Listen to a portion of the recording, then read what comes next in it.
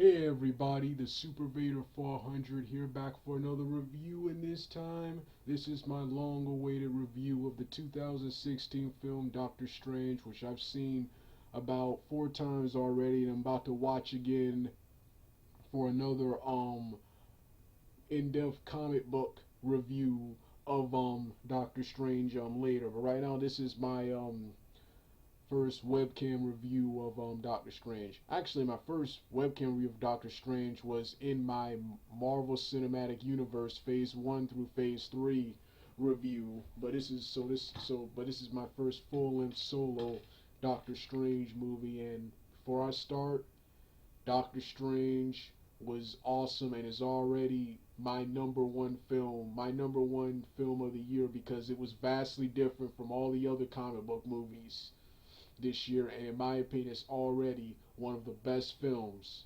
in the Marvel Cinematic Universe. Like I said in my review of the extended cut of Suicide Squad, I love both MCU and the DC Extended Universe, but I think the DC Extended Universe is the best. But I think Doctor Strange is one of the best superhero films of all time. Like I said, it was different. Unlike all the other previous Marvel superhero film, Marvel based films, which were either science fiction based or science fiction fantasy based, like Thor. This film right here was completely fantasy. This was a martial arts fantasy adventure type movie. This was more about chakras, mysticism, and martial arts and spells than all the previous MCU films was. And the ending of this film, which I'm about to get to later on in this review, the ending of this film was vastly different from any other Marvel Cinematic Universe film I've seen. If I had to compare this film to any Marvel film, the best film would be, I guess, would be Iron Man. It's a lot similar to the very first Iron Man. You have Doctor Stephen Strange. You have a doctor who's an arrogant, overconfident neurosurgeon who, in a car accident, severely and badly injures his hands, and goes to a temple led by a being known as the Ancient One, to repair his hands, which is vastly similar to the Iron Man film, which is about Tony Stark, a brilliant but arrogant philanthropist, who who who on a mission gets injured and kidnapped by some terrorists, and he's here where he puts his Iron Man suit together and how to be a be a hero. So that's the film I can best compare it compare it to. I can also compare it to Thor, because Thor was science fiction, but it also was like fantasy based, because that depicted another realm that was Norse mythology. So those are the two films, and Thor himself appears in this film. Thor himself appears in this film, but I'm gonna get to that I'm gonna get to that later. And as far as yeah, I can say, yeah, I think this is the best best Marvel Cinematic Universe best MCU film ever. I'm gonna start off with the cast. Then I'm gonna get to the plot and everything, the plot in the comics and everything. The cast of this film was phenomenal. I'm not familiar with anyone in this film, with the exception of the guy portraying Doctor Strange, who his name was Benedict Cumberbatch. Benedict Cumberbatch. Benedict Cumberbatch, and oh yeah. Before I get to all that, the only problem I had with this film, believe it or not, it's the only problem I still have now, is the whitewashing in this film. The character of the Ancient One, who was supposed to be, I think Asian in the comic books.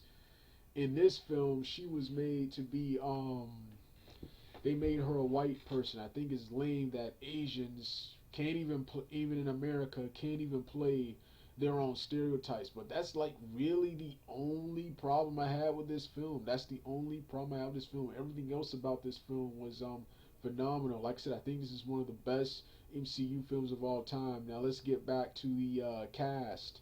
Let's get back to the cast. Like I said, Benedict Cumberbatch, he did an awesome job as Doctor Stephen Strange. Phenomenal job. Now, in my opinion, he's not as good as the other MCU actors like Robert Downey Jr., Chris Evans, and of course Chris Hemsworth. Chris Hemsworth, but he does an awesome job as Doctor Strange. He looks like the character too. Martin, I have to give it to Kevin Feige. They are really good when it comes to casting these characters. Man, the supporting cast did well too. Supporting cast did well too. Rachel, um, Chitwell, Ejiofor did well as Carl Mordo. Rachel McAdams did well as Christine Palmer. Benedict Wong was awesome as Mr. Wong, and um mm, um and all of the Tilda Swinton. Why I didn't like her being cast as the Ancient One. She was phenomenal as the Ancient One, and um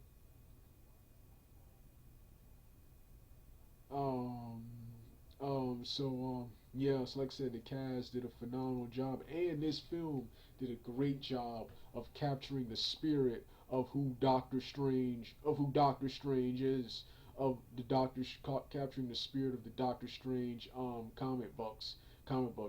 I've been a huge fan, but I should give my history with the Doctor Strange character. I've been a huge fan of Doctor Strange since the Spider-Man cartoons. That's the Spider-Man and His Amazing Friends cartoon, and of course the Spider-Man the animated series cartoon. And I haven't seen it in a while, but I love the Doctor Strange animated Marvel animated movie. So when I heard they were making a live action adaptation, all of that stuff seen in the Spider-Man cartoons, seen in the anime, and then seeing it now in the live action film, man. Yeah, the martial arts, the spells and stuff, or everything. And like I said, I love how they, for the most part, they followed the comics, only changing a few things, such as one of the things they changed the most. I remember them changing something about Wong. I think he was some kind of tea servant, and they removed that because it was too stereotypical. It was too stereotypical. Then of course there was I mentioned the whitewashing of the ancient character, which I didn't like. But then, of course, they also redid Carl Mordo in this film. Not only was he like, hold on, what race is Chitwell Ojefor? Yeah, English. He's Afro English. They made this guy Afro English when in the comic books Carl Mordo. I'm not familiar with his nationality, but he looks to be gonna say Caucasian or English. I don't know what it's, but he's but he's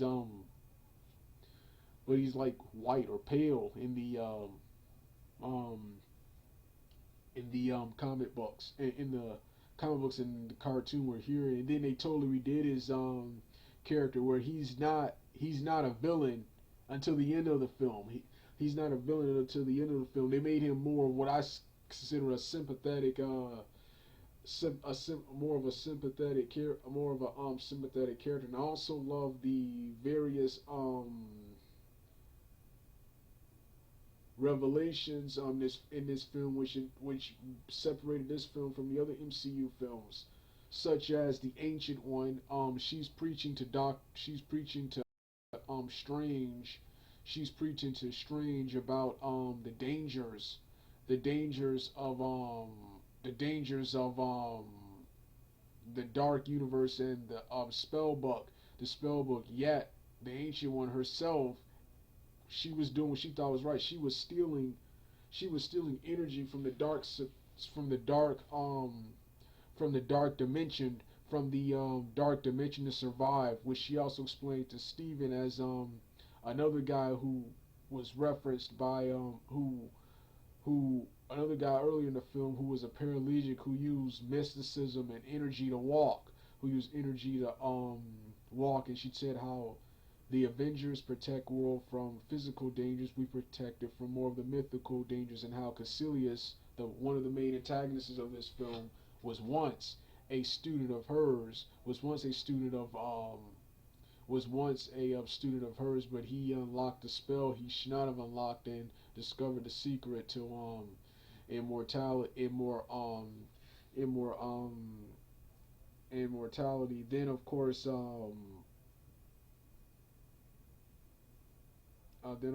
the final battle, which went everywhere, the top of the building, the city, and then of course the final confrontation between Doctor Strange and Dormammu, Dormammu. First off, Dormammu, I love how he was done in this film. He was scary, man, and then you had the ending. You would think that okay, Doctor Strange would find a spell to destroy or seal Dormammu up forever. Instead, no, it wasn't like that. This is one of the many times where good does not triumph. The good guys do not win. The good guys do not win. Doctor Strange was forced to make a bargain with Dormammu to tell him to take his minions and back off of Earth forever, or he will use a spell that will have Strange and Dormammu reliving the same period, reliving the same moment over and over again, over and over. So he's forced to take his minions with him and abandon Earth for all the eternity. And then and watching this film made me appreciate the fact that human beings are not immortal, man. Are not immortal, man. Are not immortal. Because a life with him, I cannot imagine. I cannot imagine that. I've actually had nightmares about stuff like that. So yeah, like I said, awesome film. Then you got then like I said, after the film, you got like I said, I love how they redid Carl Mortal. For years and years, he thought he was doing right. He was doing what the Ancient One was telling him, but the Ancient One was secretly stealing energy from the dark dimension so she could survive, for long periods of time. And it is here where he leaves the order and he approaches the paraplegic guy and takes his power away from him, takes his power away from him, takes his power he takes his power away from him, and the guy says the power is mine. He says no, power has a greater purpose and a greater meaning, and that there are too many sorcerers. Then in a post-credit scene, Doctor Strange agrees to help Thor and Loki locate their father Odin, who has gone missing, and if they do that, they'll leave Earth forever. They'll leave Earth forever. Like I said, it it gets good. So like I said, Doctor Strange, like I said, in my opinion, one of the best MCU films of the MCU. In my opinion, the best film, the number one film of this year for me. It's not box office wise, but for me, quality wise, the number one film of this year because it was vastly different from the other comic book based movies that were released in this year. Um, um, so